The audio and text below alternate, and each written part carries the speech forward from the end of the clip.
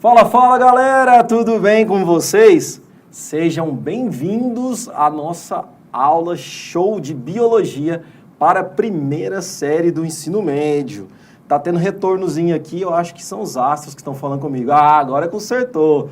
Falou aqui, quem sabe faz ao vivo, ô louco bicho. Então, eu sou o professor Luiz Prima Andrade, como vocês já sabem.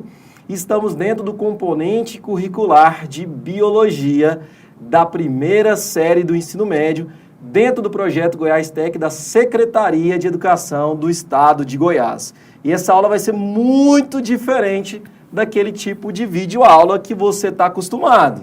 Então fica na tela lá comigo que nós vamos trabalhar na nossa apostila. Apostila essa que já traz no segundo bimestre, galera, como objeto de conhecimento a nossa astrobiologia, dentro de ciências da natureza e suas tecnologias. Professora Núbia Pontes acabou de me mandar aqui confirmando no meu celular, o celular High Power aparecendo, o iPhone 15, hein?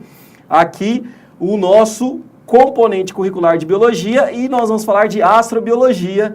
Temos nossa habilidade aparecendo aí para vocês da nossa BNCC e seguindo o nosso currículo referência do estado de Goiás, não poderia deixar de trazer este, que é o professor ícone da astrobiologia no estado de Goiás e no Brasil também, né, galerinha? Esse que você vai conhecer agora. Eu vou deixar a apresentação para ele, professor Daniel. Seja bem-vindo, viu, Daniel? Muito obrigado, professor Luiz. É um prazer estar aqui com você para divulgar a ciência, falar com os alunos, trazer uma nova perspectiva científica, uma perspectiva científica que fala de nós mesmos e a nossa incessante procura de vida em outros mundos.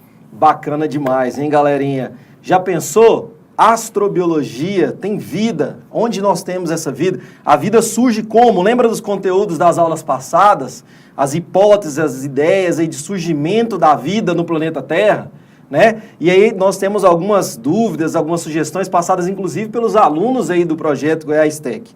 Então não vamos perder tempo não, já vou passar aqui o comando para o Daniel para ministrar essa aula que vai ser um pouco diferente, até o formato dela tá aí com fundo preto, nós que estamos acostumados com fundo branco, mas para diferenciar, para quebrar aí a rotina, sair fora dessa caixinha, tinha que ser o Daniel estar aqui conosco. Daniel Vinhal, tá? Depois você procura nas mídias sociais para saber quem que é esse cara. Você trabalha com a SpaceX? SpaceX, NASA, e hoje eu tenho uma empresa aeroespacial de divulgação científica que é a Aerospace Gym, uma empresa de divulgação científica genuinamente goiana, hein? É o CEO, olha que chique, CEO da Space Gym, a Aerospace Gym, tá bom? Então bora lá, Daniel? Vamos lá, professor. Bem, o que é astrobiologia? É uma área científica relativamente nova, porque a NASA inicialmente começa os trabalhos com a exobiologia, a procura de vida fora da Terra. Será que realmente estamos sozinhos no universo? Mas, na verdade, não seria melhor tentar entender a vida na Terra, a origem da vida na Terra, como essa vida é construída, como é elaborada, quais são os blocos químicos que permitem a vida no planeta Terra, para depois inferir, num segundo momento, qual tipo de vida pode estar, eu sempre digo, pode estar habitando outro mundo, outro planeta, outro satélite, ou até mesmo outras galáxias ao nosso redor, vizinha ou não da Via Láctea. Bem, mas o que é esse universo vivo, né, que a gente chama? Será que é baseado na vida que tem na Terra?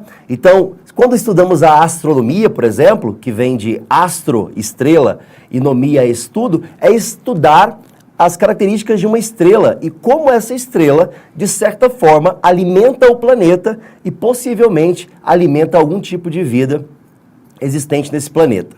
Então, é uma busca incessante, como eu disse, porque é difícil falar de um exemplo onde nós somos os únicos exemplos aqui, então, para ter essa aula e para buscar essa vida. E usar o quê? Tecnologia, ciência, foguetes, missões espaciais que poderão trazer no futuro muito próximo essa verificação mais apropriada se tem ou não algum tipo de organismo metabolizando em outro mundo que não seja efetivamente a Terra. Então, o que é a astrobiologia? É uma união de biólogos, astrônomos, químicos, geólogos. É uma equipe multidisciplinar que vai tentar decifrar, cada um ao seu modo, cada um à sua área, especificamente o que a vida pode ser, até porque é um tema muito complexo. Definir vida é uma complexidade gigantesca, tá? Mesmo se você sair e fizer uma enquete com as pessoas, elas terão dificuldade de dizer exatamente o que é vida, ok? Então nós, biólogos, explicamos a vida dentro de um padrão científico, mas parece que quando a gente torna essa questão um pouco mais abrangente, ela se torna também um pouco mais difícil de ser explicada, obviamente. Então, a partir disso, em 1982, tivemos uma conferência internacional de vários países tentando verificar de que forma o universo vivo poderia se organizar. As formas, as origens, a evolução, a distribuição dessa possível vida a partir de moléculas muito simples para moléculas muito complexas. Será que é isso? Será que o DNA também está fora da Terra? Será que está em uma bactéria? Será que está num protozoário, num vírus? Como é que a biologia vê isso? Será que as pressões sofridas por um organismo em Marte, por exemplo, seriam as mesmas sofridas aqui na Terra?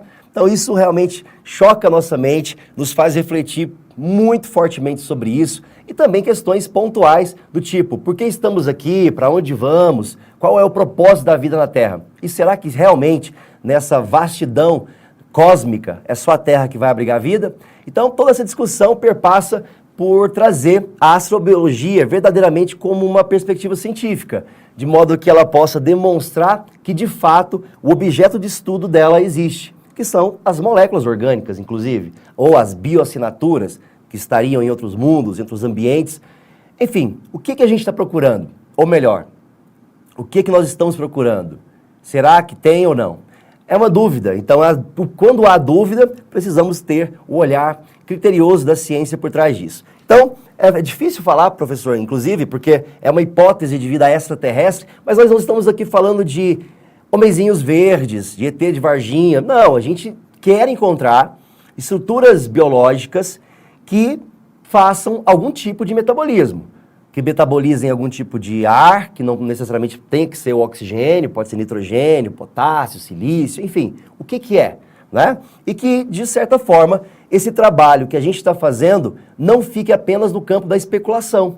Será que tem? Até quando a gente vai viver sem efetivamente saber se a vida realmente está ocupando outros mundos, não é? Então, os buracos negros, o que eles são? Por que chama tanta atenção? Esse buraco negro nada mais é do que o estágio final de uma estrela. À medida que ela explode, à medida que ela morre, um dos seus fatais fins é se transformar em um buraco negro. Buraco negro, né? E olha que interessante que o professor Daniel está falando, casa muito com o nosso currículo referência do estado de Goiás. Veja,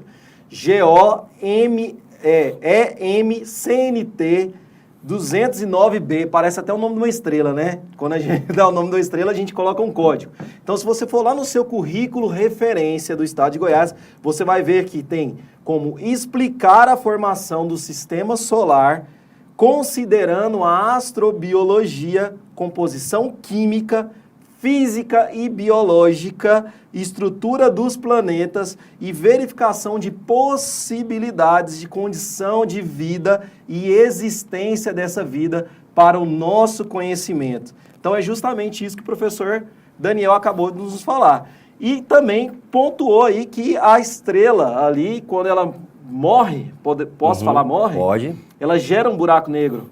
Ela vai sofrer todas as pressões possíveis do seu próprio colapso, ela vai consumir todo o combustível interno, todo o hidrogênio possível que ela conseguir consumir, e não conseguindo mais fazer isso, ela vai colapsar. E esse colapso, muitas das vezes, ele vai culminar na formação de um objeto cujo centro é escuro, que dará origem, então, a um buraco negro que vai sugar tudo pela frente. Que foi uma das dúvidas que surgiu nas mídias sociais, então a gente já está respondendo para vocês, estudantes aí do Goiás Tech e também os estudantes da rede que estão nos assistindo. Então, para continuar falando aí, vamos para qual parte dessa astrobiologia, Daniel? Então, são perguntas frequentes para respostas que nem sempre são tão plausíveis, né? O tipo, o que é vida, como a vida começa, como a vida evolui de fato, qual é a consequência dessa evolução? Será que a espécie humana não teria métodos ou meios também para se extinguir? Então, até que essas respostas venham, nós precisamos então de um grupo de cientistas, precisamos de pessoas curiosas que queiram entender esse tema e, de certa forma, buscar com a gente algum tipo de resposta para essas questões pertinentes. Agora, quando se fala em vida extraterrestre, que é uma vida fora da Terra, fora da galáxia, ou dentro da galáxia também, assim como várias estrelas ocupam a Via Láctea, por que eu não posso dizer também que alguns planetas que existem na própria galáxia não possam também fazer parte de um processo biológico, não é mesmo? Agora, cuidado, existem muitas mentiras por aí. Das mentiras que as pessoas falam, sem conhecimento, sem propriedade para falar. As fake news. As fake news, exatamente. Muitos mitos. Os mitos são importantes dentro da astronomia, mas não para determinar o que é e o que não é quando o assunto é ciência séria, na procura de vida fora da Terra. Agora, hipóteses são bem-vindas. As hipóteses, né? Alguns vestígios, biomoléculas, bioassinaturas, que podem caracterizar, que podem determinar se um planeta, ou mesmo um satélite, ou alguma galáxia, possa de fato abrigar vida. As verdades são bem pequenas perto desse parâmetro todo, né? Mas essas verdades podem se intensificar à medida que a ciência avançar e a tecnologia também trazer novas respostas para nós. Então, o que é importante sempre lembrar é que não há nenhuma prova de existência de vida fora da Terra. Você tem vestígios, algumas provas, algumas questões que devem ser ainda verificadas. Tem muito material marciano ainda em análise aqui na Terra, trazido por rovers, trazido por sondas que estão verificando, estão fazendo uma verdadeira varredura em planetas vizinhos à Terra e trazendo para a gente se essa existência ela faz parte de uma lógica científica ou não. Mas também não há nenhuma prova de que ela não exista. Então, no meio disso, de existir ou não existir, é que a gente vai insistir bastante, e através de alguns estudos e de uma preparação maior, inclusive, pessoal, com o envio de telescópios espaciais, como é o caso do recente enviado, o telescópio espacial James Webb. Ele não vai, de fato, substituir o Hubble, mas vai fazer, então, um grande trabalho através de outras frequências de ondas, como, por exemplo, o infravermelho. Isso vai trazer e revelar grandes mistérios escondidos ao longo das plumas gasosas, das nebulosas, né? Do interior mais profundo e mais dinâmico da nossa galáxia. Bem, então eu vou parafrasear aqui Carl Sagan: ausência de evidência não significa evidência de ausência. Esse é um trava-língua para você aí, pensar sobre isso, analisar. Ausência mesmo, de evidência não significa evidência de ausência. Portanto, se não há nenhum tipo de ausência, mas também há evidência, por que eu não vou procurar? E a ciência não vai parar por aqui. A gente vai buscar, sim, uma resposta para isso. Agora, qual que é o problema para isso? O problema seria, basicamente, como pesquisar, como buscar, encontrar um assunto ou uma prova real de algo que existe apenas uma amostra, que somos nós mesmos, não é? Então, se nós somos a única amostra, se a vida na Terra, toda essa biodiversidade, ela é única, professor, então qual é o grande lance aí por trás disso? Mas vamos lembrar, galerinha, das nossas aulas passadas, que ter vida não significa ter vida inteligente. Muito bom. Vida de organismos multicelulares. Nós podemos ter uma vida no organismo completamente simples, procarionte, né, com simplesmente ali um material genético. Exatamente. Formas simples de vida. Nós estamos procurando, na verdade, formas bem simples de vida mesmo. O que vier além disso é lucro. O que vier além disso é lucro. Né? Então, eu acho que a gente tem que pegar na base mesmo, solo, água, crateras, ir por baixo, perfurar o solo desses mundos rochosos ou gasosos e procurar efetivamente moléculas que possam evidenciar a presença de vida nesses mundos. E aí vem a química muito importante aí que vocês têm no nosso projeto Goiás Tech para mostrar a união desses átomos formando as moléculas. E aí quando o professor Daniel coloca aí oxigênio, ozônio, argônio, nitrogênio, é interessante você conseguir casar esses conteúdos, tá? Não somente estudar, eu vou estudar só a química, não, porque hoje nós estamos falando de ciências da natureza, um novo ensino médio. Então a gente conversa, os componentes curriculares, né? Eles conversam entre eles. Então, a partir do momento que você sabe o que é uma molécula, e a gente traz ela ali para a formação de um DNA, ácido desoxirribonucleico, eu levo em relação aos nucleotídeos. Então, quando a gente busca ali uma molécula de água em Marte, né, professor, será que já foi encontrada água em Marte? Bastante. Bastante água? Bastante água. Então, no estado de gelo, mas água é um meio aquoso, que pode proporcionar a permanência, a existência, ou ter favorecido Marte há muito tempo atrás a ter abrigado vida, inclusive. Bacana. E daí a vida? A vida Inclusive, assim, a gente fala muito de vida, né? A gente questiona a vida, mas ela pode ser apenas um elo natural de uma evolução lenta, física, química, biológica, que os mundos têm. Quem garante que a Terra, obviamente, inicialmente não tinha vida, tem vida agora, por estar numa zona habitável, e passa, num segundo momento, a não ter vida mais? Assim pode ter acontecido com Marte, assim pode ter acontecido com Vênus.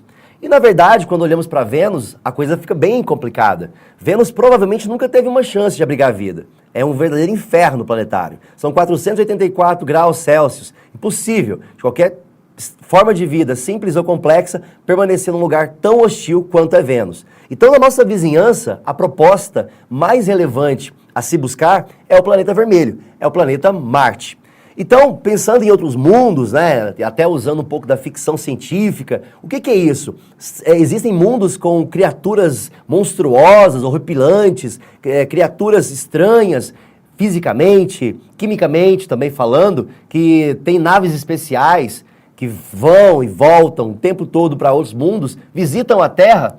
São questionamentos plausíveis, aceitáveis, mas é o que eu sempre digo, precisamos de uma pitadinha de ciência, não só da biologia, como o professor acaba de mencionar, mas também de áreas afins que vão determinar o padrão desse tipo de vida que nós estaremos encontrando sequencialmente nas próximas décadas ou séculos. Quando falamos, por exemplo, da química primitiva, terra primitiva, é sempre bom lembrar que era uma terra especialmente difícil de se manter vida.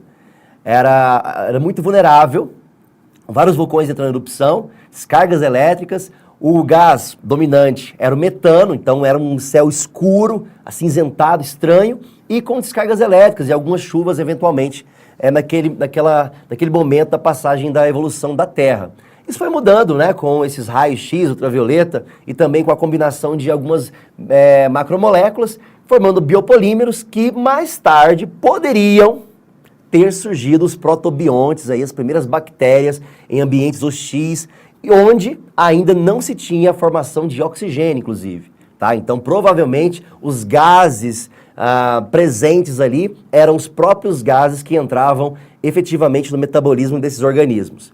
Eles metabolizavam, eles quebravam moléculas a partir desses simples compostos químicos, permitindo a vida desses componentes biológicos vivos, que são micro-organismos. Então, é uma evolução lenta. Esse é o problema da questão da evolução da vida, né? Que ela se faz de maneira lenta, gradual, e a gente pode lembrar, inclusive, de Darwin, né? É uma evolução lenta, gradual, mas sempre corroborativa para as espécies mais adaptadas ao meio. E falando de vida terrestre, teve que haver uma adaptação, obviamente, aos diferentes meios, às diferentes condições ambientais. Água líquida, sabemos que é um fator primordial para essa existência de vida. Mas espera aí, tem lugares que tem água líquida, mas não tem vida. Então, será que é só água líquida que vai permitir a vida? Não seria possível também alguns gases importantes, a pressão do planeta, a gravidade do planeta, a distância desse planeta à estrela? A radiação chega bem controlada, ela chega absurdamente alta, baixa? Qual é o gradiente específico desse planeta que a gente está tentando entender se tem ou não vida lá? Mas aí você tem o DNA, né? Os aminoácidos, nucleotídeos, que é uma molécula muito importante para a vida, extremamente sensível, inclusive. O DNA se perde muito fácil, inclusive, quando as condições não são favoráveis. Mas se tem vida, então quais são as condições para manter o DNA ativo molecularmente falando? Que as suas ligações, nucleotídeos, bases nitrogenadas, açúcares e fosfatos estejam exatamente ligados uns aos outros, permitindo uma resistência e favorecendo a permanência de algum tipo de vida nesses ambientes hostis. Então a molécula da vida é o DNA, esse ácido importante com suas bases nitrogenadas, adenina, guanina, timina, citosina, que formam uma molécula incrivelmente importante da hereditariedade. Ela demarca, ela é o próprio código genético de uma determinada espécie, e por que não, a gente não estaria também buscando um DNA primitivo, um DNA absolutamente diferente do que nós conhecemos. Mas tem um detalhe no meio disso, será que a vida também lá fora é constituída basicamente de carbono? Porque o carbono é um excelente componente da constituição do DNA. Então, a questão é essa. Será que a vida, ou a possível vida que exista entre os mundos, também é feita basicamente de carbono? Essas dúvidas, elas são muito pertinentes e a biologia sozinha não consegue explicá-la. E aí você teve, a gente acaba tendo no passado vários cientistas, como o Miller, que fez alguns experimentos, né, colocando a Terra ao centro. E eles vão lembrar bem disso, viu, Daniel? Porque eles viram já na nossa apostila experimentos Stanley Miller, Oparin Haldane, que são experimentos que foram sendo realizados com o passar do tempo, um com base em outro, ou um refutando o outro. Isso. E a partir desse momento, Miller constrói um equipamento no seu laboratório e prova ali cientificamente que existem moléculas orgânicas, que ele, né, com o passar dos anos, a gente foi vendo que seriam os aminoácidos, vamos assim dizer, que depois iriam compor as proteínas. Porém, antes disso, vale ressaltar que eles se chamavam de coacervados, né, dentro das aulas de biologia. Então, vocês conseguem fazer o gancho com as aulas anteriores por tudo isso que o professor Daniel está falando aqui conosco, tá bom? E aí o Miller, ele trouxe essa ideia, e na verdade você falando, são modelos, na verdade, né? São modelos científicos com o mesmo objetivo, tentar explicar a origem e a constituição química da vida, os padrões ambientais, químicos, bióticos que permitem a existência da vida. Então ele fez esse modelo, né, tendo a Terra no meio ali, com os gases que envolvem a Terra, que é a atmosfera, e essas bolinhas coloridas seriam elementos químicos que dariam, talvez, uma forma ou uma fonte de vida e de calor para os organismos que estariam nessa Terra primitiva. E os vírus? O que falar dos vírus? Pode falar um pouquinho deles pra gente, professor? Vírus, vocês que já viram aí na nossa biologia, vírus são celulares? Eles são acelulares? Tem ou não tem vida, né? Alguns autores consideram que eles têm vida por conseguir se autoduplicar, ter material genético, mas ele não tem metabolismo próprio. Ele precisa estar ali dentro de uma célula para que consiga ali fazer esse mecanismo de reprodução. Nós temos os retrovírus, compostos aí de material genético do RNA, ácido ribonucleico, o vírus da AIDS, né, da SIDA, é um retrovírus. E aí vai. Então, eles são considerados vivos ou não vivos? É uma pergunta que eu acho que desde que eu estudei no ensino médio não quer calar, né? Então, a gente tem várias vertentes aí em referência a isso aí. Opa, tá até aí. Fica empolgado. A gente desculpa, é assim mesmo, vamos lá, gente. Não, porque o ar-condicionado tira a umidade. Então, a gente está falando de fatores abióticos, a umidade é um deles. Abiótico, não tem vida. E os fatores bióticos são aqueles fatores que têm vida. Então, levando em consideração aí as bactérias, os protozoários, os fungos, eles são fatores abióticos. E os fatores bióticos são os que têm vida, esses que eu acabei de citar. E os abióticos, como a própria umidade, a gravidade, a pressão atmosférica, eles não têm vida. E a gente está aqui e climatizado, né? A gente está sem umidade porque o ar-condicionado em um ambiente diferente e até, de certa forma, hostil, no sentido de que a gente está dentro de um estúdio, um ar-condicionado, e aí como nós somos inicialmente humanos, a gente acaba sofrendo um pouquinho com esses processos. Mas o vírus, você falando de vírus, é difícil determinar a questão do vírus, sobretudo para nós biólogos, se vírus tem ou não tem vida. À medida que ele invade uma célula, por ser um parasita intracelular obrigatório, ele começa então a metabolizar dentro dessa célula. Mas então, se eu analisar o vírus de outra forma, ele não estaria zerando o metabolismo dele de alguma forma até que as condições sejam favoráveis para que ele então renasça, para que ele consiga então metabolizar algo? É o que a gente também pergunta para possibilidade de existência de vírus em outros mundos, planetas ou satélites, enfim, outros lugares. Será que, sendo tão simples, né, feito de uma carapaça proteica e ácidos nucleicos, eles não estariam também inativados ou sem atividade biológica em outros lugares, só esperando uma hora para se conectar com o metabolismo e assim conseguir viver, né? Então, é uma dúvida muito interessante que acontece normalmente entre biólogos, tá? Que defendem que é um ser vivo sim, e outros defendem que não, mas a grande maioria defende que sim, tá? Defende que sim, porque à medida que ele invade a célula, ele começa então propriamente a ser um excelente ser vivo, muito estratégico inclusive. Ser ou não ser. E aí, quando a gente olha para a Terra, a gente vai pensando sobre a resistência de alguns organismos viverem em alguns mundos, lembramos dos extremófilos, né? De bactérias que vivem em vulcões, de fungos que vivem em regiões salinas, ácidas. Então, se na Terra tem organismos que resistem a tais temperaturas, tais condições climáticas, ou de tempo também, por que eles não estariam também resistindo a climas variados ou situações de tempo variados também em outros mundos fora da Terra? Mas a vida no sistema solar, ela é um tanto quanto sensível e ela precisa de alguns elementos para existir. Como vocês podem ver nessa imagem aí, o primeiro fator é água líquida. Depois, uma fonte de energia. A fonte de energia é a estrela. A estrela alimenta os planetas. Inclusive, o nosso sistema solar foi formado a partir de uma nuvem fóssil da explosão de uma outra estrela e a gravidade conseguiu, de certa forma, comprimir esse gás e formar o nosso Sol.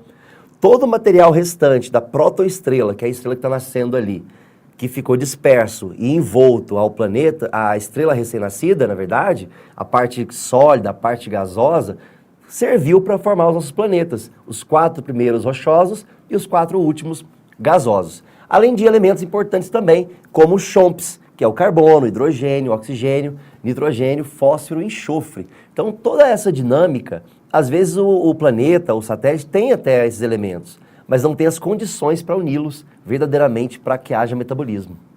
E vamos lembrar aqui, galera, que a gente estudou que os 4 primeiros planetas ali são planetas telúricos, sólidos, né? Em contrapartida, que você já estudou na física e na química, né? A transformação da matéria, os estados físicos da matéria, eles são planetas sólidos. Enquanto os restantes dos planetas são planetas jovianos, planetas gasosos. O que seria talvez um fator complicante, né? Para que existisse vida ali, onde a gente teria, a grande maioria, uma massa densa de gás, né? Mas nada impede. A gente tem uma lua chamada de Europa, está circundando ali um grande planeta, Júpiter, é isso mesmo? Exato. Que ele tem um tamanho aproximado da Terra e talvez teria condições propícias para que a vida exista. E vamos pensar mais uma vez no que o Daniel falou. Quando a gente pensa em vida, não é a vida igual a do Luiz ou do professor aqui, vida inteligente, né? Braço, cabeça. São vidas, inclusive, muito simples. Então, essa dúvida, a gente com o tempo, com as viagens espaciais, com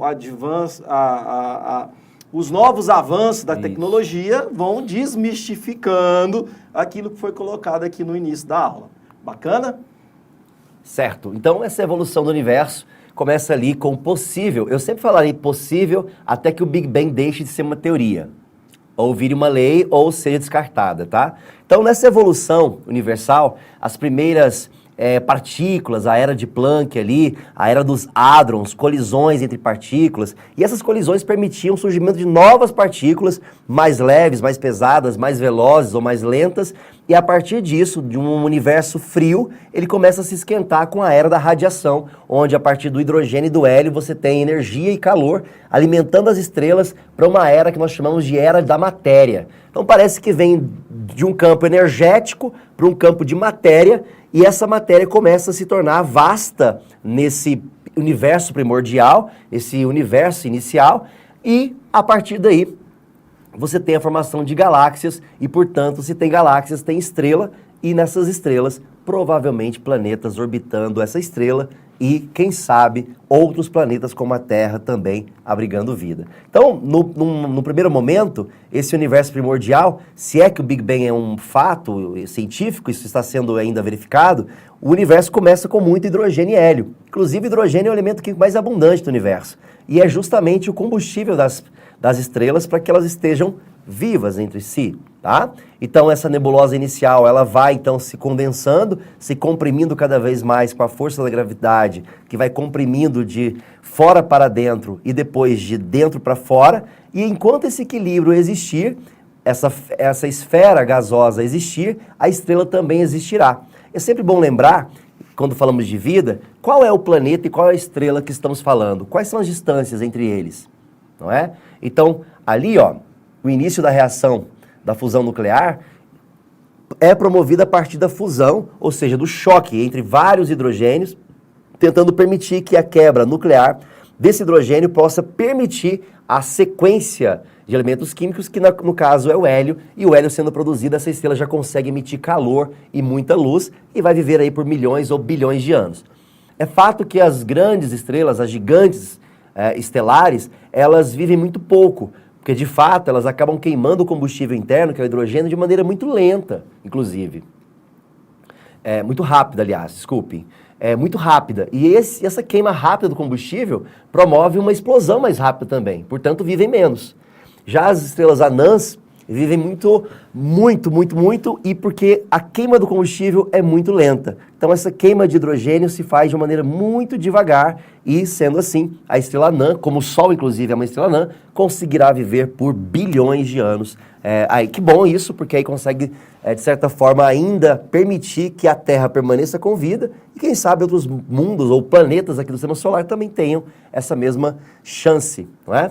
Bom, então o que é uma estrela mesmo? É um corpo gasoso no interior do qual ocorrem as fusões nucleares, formando elementos mais pesados. Então, do mais simples, que é o hidrogênio, até os mais pesados, carbono, até que ela atinge um limite, até que ela atinge um auge de sua existência, podendo produzir, inclusive, ferro. Vamos lá, então, pressão atuante. Que pressões atuam numa estrela, né? A partícula, então, ela é empurrada, há uma expansão térmica dessa estrela após o nascimento dela, e essa contração gravitacional permite esse equilíbrio da estrela. Então, ela vai estar equilibrada, gravitacionalmente falando. Lembrando sempre que as gigantes, elas são muito instáveis, ao passo que as anãs já são um pouco mais estáveis, devido ao tamanho, inclusive, e também à taxa de queima de hidrogênio muito lenta. E você tem a galáxia tendo aí 30 mil anos-luz do ponto central da galáxia até o Sol, 30 mil anos-luz, para uma galáxia que tem de ponta a ponta 100 mil anos-luz de distância, né? O tamanho, o diâmetro da nossa galáxia. Mas assim você tem 100 bilhões de estrelas vagando por um universo vivo. A gente fala vivo porque é um universo observável. Inclusive, o universo observável, ele retém 4% apenas de sua constituição visível por nós. Como assim por nós? Por nossos olhos e também por nossos equipamentos. Até onde os equipamentos produzidos pelos humanos conseguem ver. Os outros 96% ainda não são decifráveis, ainda estão no campo da especulação, não é? Matéria escura, energia escura, enfim, o que está acontecendo? Então, se é difícil procurar vida, imagina decifrar esses outros 96% de matéria que circunda o universo. Esse cara aqui, eu gosto muito de falar sobre ele, que é Marte. Porque Marte é uma proposta. Marte não é uma certeza. É uma proposta. É uma proposta de chegar, de popular Marte, mas com um processo muito sério sobre a manutenção da vida. Mas popular com o próprio ser humano. Habitar Marte. Inicialmente com algumas amostras de seres vivos. Hoje a viagem da Terra para Marte, com todos os equipamentos que a gente tem, demora em torno de 6 a 7 meses. De 6 a 7 meses? 7 meses. É uma viagem longa, estressante e extremamente nociva. E nada garante que essa viagem vai dar certo, né? Pode, no meio do caminho ali, acontecer um contratempo. Exatamente. E todos aqueles seres humanos envolvidos ali no processo, os astronautas, né? Isso. Acontecer algo. E no meio disso tudo, às vezes a dificuldade não é tanto em ir, é voltar. Já que o planeta não tem oxigênio, o planeta não tem possibilidade de você permitir que um foguete saia verticalmente de Marte.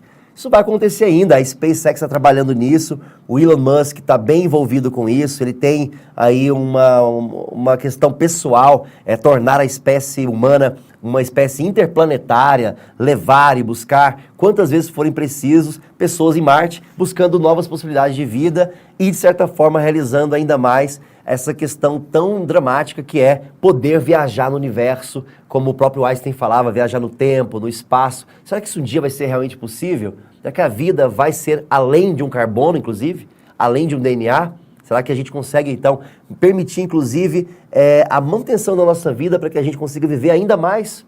Aumentar a nossa expectativa de vida, inclusive? Mas Marte ainda é perigoso, ainda é hostil, ainda não nos quer por lá. Veja bem, então, Marte acaba perdendo boa parte de sua água para o espaço e se torna um planeta seco, árido, desértico, tendo apenas possíveis mananciais de água sob a forma de gelo em sua superfície. E aí eu preciso falar para vocês de algumas características. Um deserto seco e gelado, atmosfera muito fina, essencialmente 92% dela é dióxido de carbono e traços de água muito sutis, campo magnético extremamente fraco, e aí não consegue segurar a radiação, não consegue filtrar a radiação corretamente, sem proteção para a radiação ultravioleta solar e raios cósmicos. Então, Marte é bombardeado pelo material proveniente do Sol, que nós chamamos de ventos solares, tá? temperatura muito baixa ali também, então é um extremo, hora muito baixa, hora muito alta, e uma pressão menor que a do ponto triplo, que é uma pressão muito pequena em relação à Terra, inclusive, e quando a gente tem uma pressão bem diferente da pressão atmosférica da Terra, isso com certeza dificulta a manutenção de algumas moléculas primordiais que precisam de um gradiente de pressão para formarem ligações espontaneamente. Bom, e falando em pressão atmosférica e fazendo uma relação com Vênus, Vênus tem 90 vezes uma pressão mais forte do que a Terra. Então é uma pressão esmagante, sufocante. E isso faz de Vênus um planeta que tem um efeito estufa galopante, porque nada escapa, a temperatura fica toda presa em Vênus. Vênus esse que você, estudante, deve conhecer como estrela d'alva, né?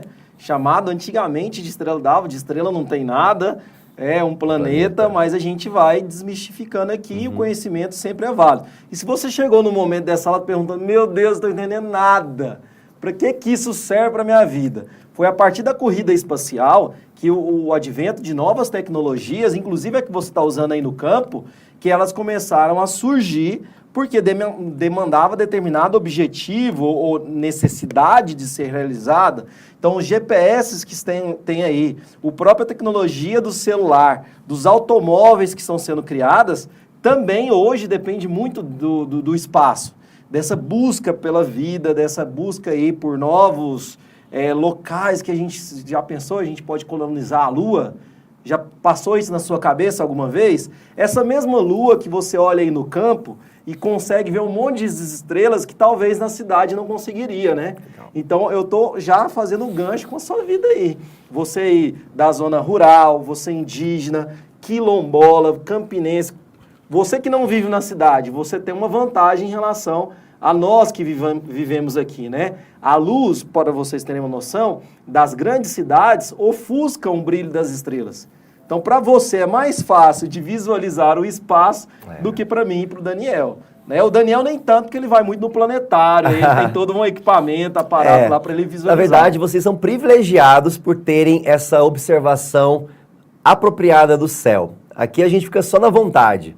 Um ponto brilhante ou outro, você tenta formar uma constelação no céu, não consegue, aí você desiste, tem muita fumaça, muita luz, e toda essa poluição visual e luminosa tem determinado, inclusive, o nosso próprio fim. As telas, a utilização de material tecnológico de alta reluzência, isso, os estádios, os letreiros luminosos estão acabando com o nosso céu. A gente não está tendo essa conexão. É por isso que quando nós aqui da cidade vamos para o campo, a gente se reconecta. A gente passa a observar o céu, leva um telescópio, observa, deita na grama. E vocês estão aí, podendo ter a chance de observar o céu, mas agora com uma pegadinha um pouco mais científica. Como você falou, a estrela d'alva não é uma estrela, mas sim um planeta, planeta Vênus. E outro ponto curioso, já que a gente puxou esse gancho aí para o campo, galerinha, não vem falar para mim que a estrela cadente caiu aí e você está fazendo um pedido que vai realizar. Se você acredita, continue com a sua crença, a sua fé, a sua religião. Faça o pedido aí, mas não é estrela cadente, né, Daniel?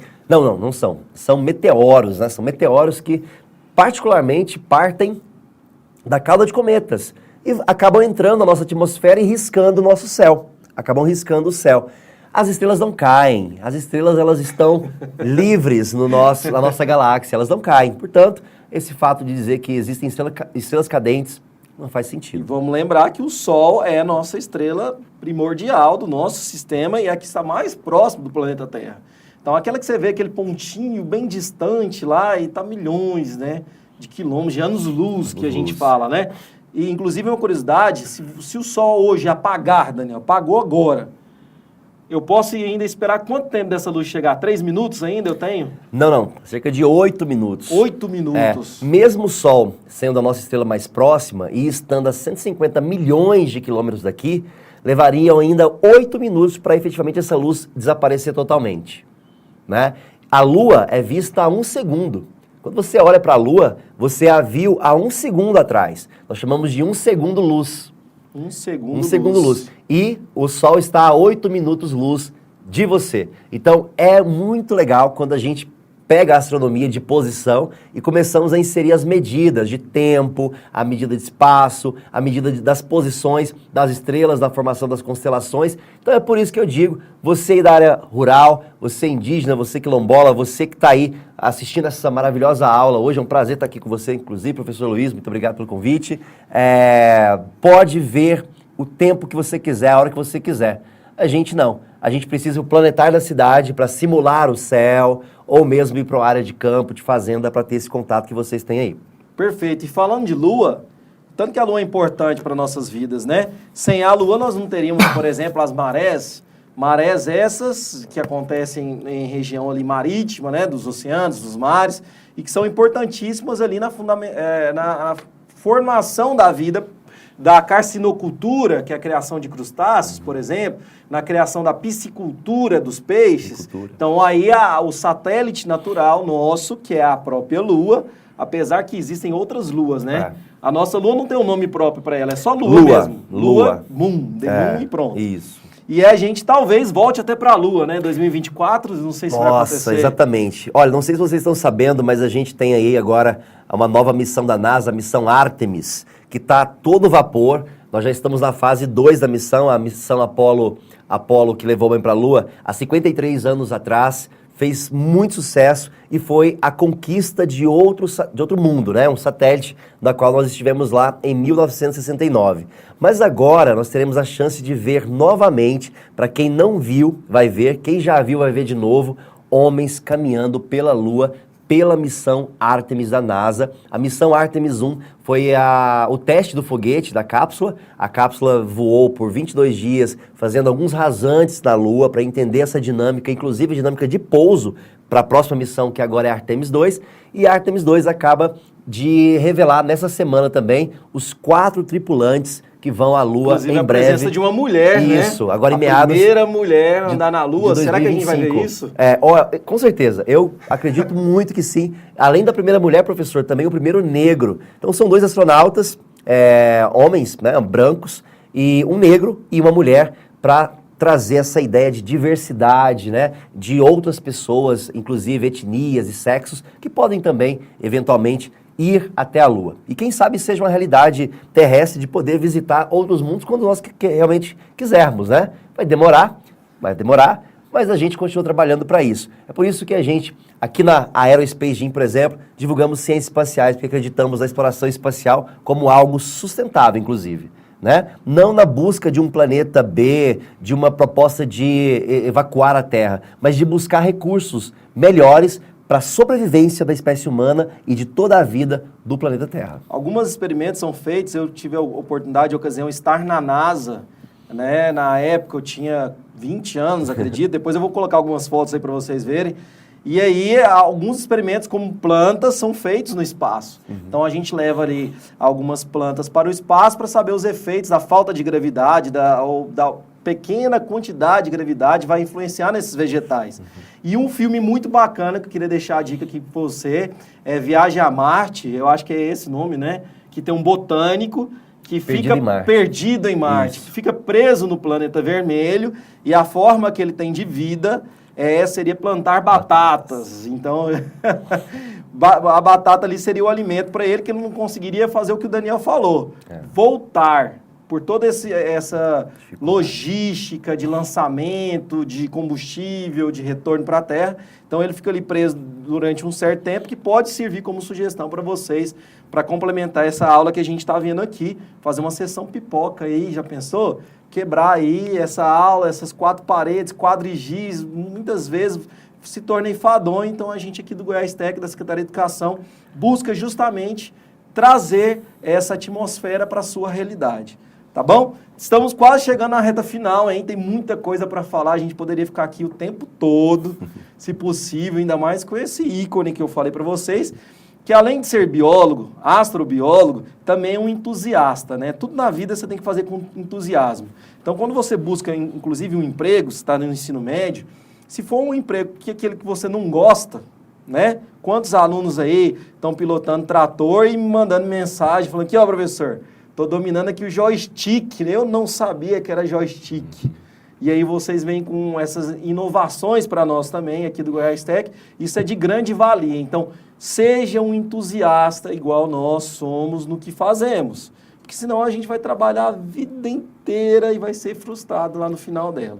Tá bom? Tem mais alguma coisinha para nós mostrarmos aí, não tem, Daniel? Temos sim. Vamos continuar então, para finalizar essa parte de astrobiologia. A gente está falando aqui um pouquinho dos satélites gelados. Aqui vocês estão vendo o satélite Europa. É uma lua, é um satélite de Júpiter. E essa lua, esse satélite, provavelmente tem mais água do que todos os oceanos aqui na Terra.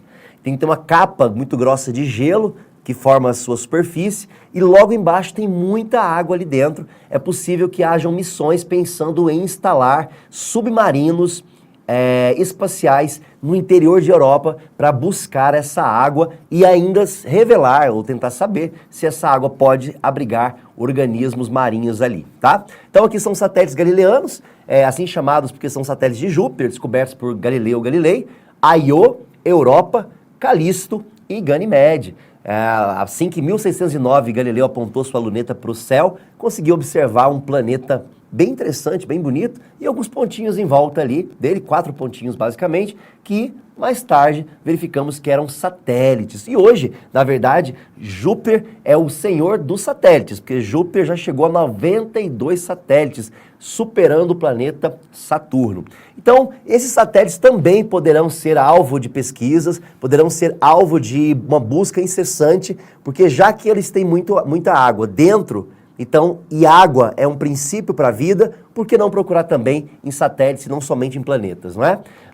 Titã é uma lua gigante também do planeta Saturno, riquíssima em metano, mas a gente quer saber se esse metano lá é produzido naturalmente pelo planeta, a partir de componentes químicos, reações químicas, ou esse metano está sendo produzido por micro-organismos, assim como bactérias também produzem metano. O metano inclusive, é um gás inflamável, né? O metano é um gás tóxico, inclusive, que existe na Terra também, mas Titã é a lua primordial para se ter o gás metano. Semelhanças com a Terra primordial, no sentido que a Terra primordial e primitiva era uma terra perigosa. Descargas elétricas, vulcões entrando em erupção, não havia ainda os gases que tem hoje, uma atmosfera completamente diferente, e tudo isso acabou mudando, foi se transformando com o tempo, e a Terra passou a ser um planeta habitável. Provavelmente, pensando em termos astronômicos, ela provavelmente acabou entrando no eixo ali de planetas habitáveis.